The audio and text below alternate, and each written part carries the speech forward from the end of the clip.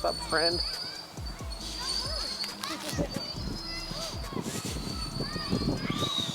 He did fine from the standpoint of he didn't react, he didn't break position, he didn't try to engage or anything. But if you watch his body language, he definitely was unsure. And that was in the form of he was definitely starting to look a lot.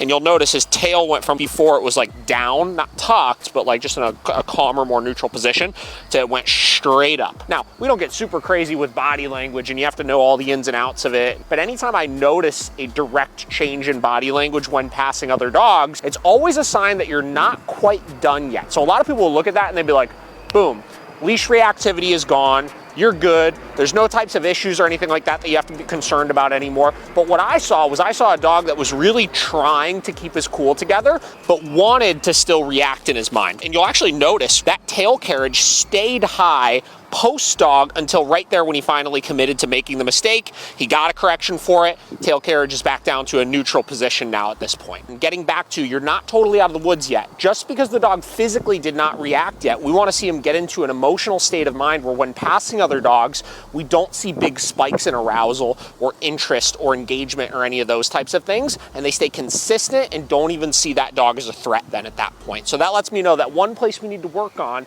is passing other dogs. Okay, so another interesting clip of getting hung up on one piece of the puzzle, right? So a lot of people with reactivity, that would be perfect for them. They'd be like, hell yeah, this dog went from being reactive to now he's passing other dogs and he's not exploding, right? Yep. It's great. It's progress, right? Yeah. It's a ton of progress. We're starting to see a suppression in the behavior. Obviously, we're starting to see them actively make choices. And like I said in the clip, trying his hardest to keep himself under control around that dog. But the problem is when we're dealing with emotionally charged behavior, so in this case, dog reactivity, and by the way, this is the same dog from the other clip, the socialization clip. That whole thing, you could watch that vlog. It was from maybe 2 or 3 vlogs ago.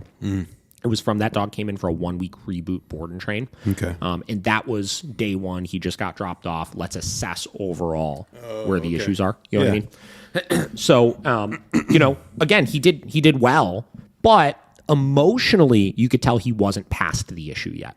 Right. And this is where, again, drawing from both sides, force-free community says a lot. You need to focus on the emotional state of the dog, why the dog is doing the things, et cetera, et cetera. They're absolutely correct. Right.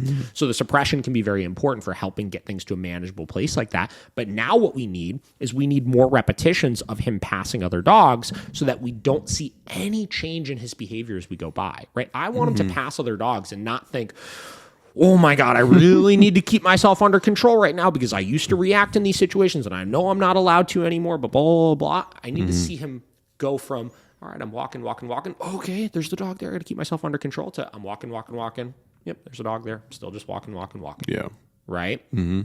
And if you get too hung up on one piece of the puzzle, which is just the explosion, you'll miss the rest of the work that you need to do, which is then is the dog emotionally in a good state of mind where we're not seeing a difference in their overall body language or if they become uncomfortable or not from when we're just casually cruising versus when we're passing other dogs, right? That's where the magic happens is by focusing on that entire picture of things.